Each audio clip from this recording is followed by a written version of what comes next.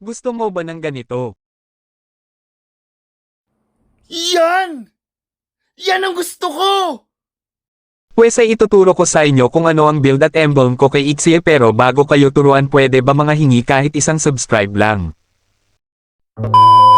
Bago tayo mapunta sa item ito nga pala ang gamit kong emblem.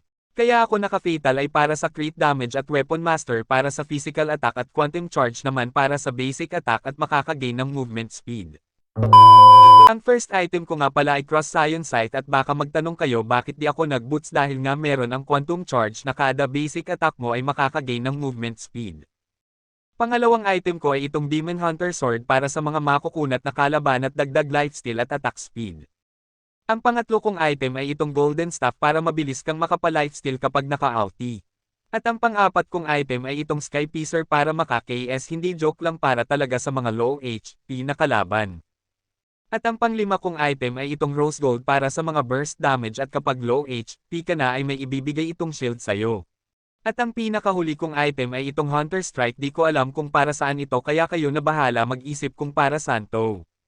So yun lang muna guys sana makatulong at see you sa next upload ko.